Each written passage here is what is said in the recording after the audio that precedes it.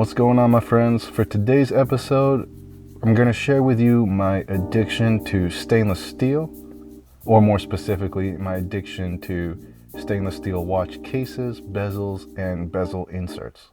I guess the best way to describe it is I am as addicted to stainless steel as gold member is to gold. I love gold!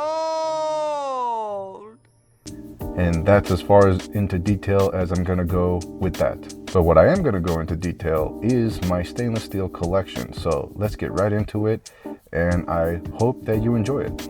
Real quick before we do though, I just wanted to mention that I've got a Facebook group, an Instagram page, and a Discord server. All of the links are in the description below, so all of you are more than welcome to join my humble community and my watch family. And if not, I'm still glad that you showed up here on today's episode. But without further ado, let's get right into it. Let's start off with the first steel-on-steel watch I ever purchased, and the one watch that sort of opened my eyes into this style. And here we have it, the baby Tuna. Definitely an underrated watch, at least in my opinion. I never really hear about it, and it's such a cool and awesome watch. Here is a Samurai mod that I did. Eventually I'd like to install a bezel with a knurled texturing, but for now I think this is pretty cool. And these are in no particular order. I'm just pulling them straight out the case. I've got some turtles here. This is my golden turtle. As you can see, I put a very cool retro looking rollerball bracelet from Strapcode. I don't know, well, I do know, I don't love it. You know, I like it, but I might end up reverting it back to the original black bezel insert. But for now, you know, it's cool. It's, I don't know, it's different, right? You don't really see watches with this kind of style. And here is another turtle. This one I like. I don't know if I like it with the blue dial, so I may end up getting the original black dial turtle and, you know, doing that modification. But, you know, as it stands, it's still a beautiful mod, and I very much like it. And here is my Seiko 5 Sports. This one is very special to me, mainly because I used to hate this watch. When I first bought it, you know, in its original form, I just felt like it was overpriced and nothing special. You know, and you know, Seiko 5s or Seiko Sports are, you know, they're not really special, but they are kind of expensive for what they offer. You know, that's just my opinion. But now, I gotta tell you, I freaking love this watch. This is probably my #1 favorite watch. And then here is the SBD1 or SPB185 or SBDC125. Very cool. And you know, it's very similar to the Seiko Sports. Functionally, I think the, you know, SPB185 definitely wins by a landslide, but aesthetically, I want to say the Seiko Sports wins. You know, that's just, again, my opinion, but you tell me, which one do you like better? I mean, for the price, this wins hands down, because like this is a fraction of the cost of this one. Which just goes to show that if you're willing to put in some work, you can get some very, you know, prestige level looking watches for a very affordable price tag. Now here is my DressKX, and I know it doesn't have a bezel insert, but it still has a steel bezel, you know, the bezel area, and so I count these watches as well because it mentally and emotionally satisfies me the same as one with a steel bezel insert.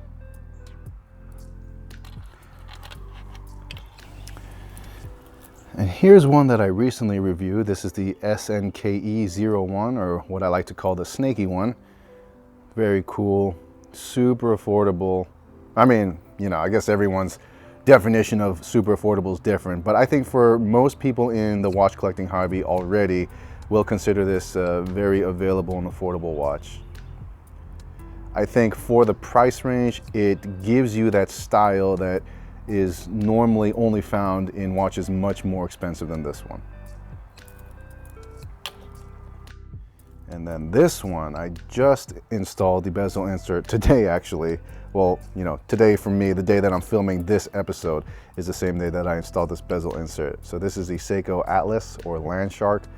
And I mean, you can't deny that that just looks like it was supposed to be that way, you know? Maybe I'm crazy, but this is the way it should have been. And god damn, that looks good. And here is the Marathon GSAR. I like to think that I am the only one in the world, or at least in North America, that has a GSAR with a steel bezel insert. I really hope so, but if there is someone else out there that did this modification, then, you know, I'd very much like to, I guess, at least connect with them on social media, because, you know, that means that we have very similar tastes, and it's always good to meet new people that share this, you know, similar values and similar tastes. FYI, if you do want to do this, so the steel bezel insert is actually for a Seiko SKX. It's not a perfect fit, so I had to take my Dremel to it and basically grind down the inner diameter to make it fit. But it, you know, it was like half of a millimeter, so it was very quick. It took me all of 2 minutes to get it to fit right. Here's a Orient M-Force. This one is super cool, and it came out of nowhere, you know? It just kind of like happened, because the M-Forces before this one were dive watches with black bezels, and then they came out with this one, and it was love at first sight, or maybe lust at first sight, I don't know. There are some things about it that I don't like, but all in all, aesthetically, this thing is super cool. Here's my Tudor Black Bay. This watch is, I want to say, the one watch. This was the catalyst to my uncontrollable addiction to the steel on steel style. And I'm not gonna lie to you, the Black Bay is really not like that special of a watch to me. Frankly, I'm actually sick and tired of hearing about the Black Bay, but this one in particular with the steel bezel, man, like this one is special. And unfortunately, I believe it's discontinued. So I'm kind of torn between two trains of thought. I'm upset that it's discontinued because it is such a fantastic looking watch, but I'm happy because now I feel like people are going to truly appreciate what they missed out on. It's still available today, so if you've been looking at it, I definitely recommend getting it, because, you know, they may never reissue this one. And then who knows, maybe 10, 20, 30 years from now, this thing is going to be very special with a cult following. And another watch that I believe will just be highly sought after in the next 50 years is the steel Black Bay chronograph. This one is fantastic. And you know, everybody says that it's the poor man's Daytona, but I will strongly argue against that, because frankly, the Daytona is not special to me personally. It doesn't look that great. You know, it's a beautiful watch, but to me, this is true beauty. Like, no other watch has captured my attention as much as this one has. I know it's ridiculous to even say this, but I think before I purchased this watch, I was losing sleep over it. That's how much I wanted it. Is that crazy? I mean, who knows? Maybe some of you watch addicts can relate. But I'm just being honest with you. Like, that's how obsessed I was with this one. And then one more Tudor. Here's the P01.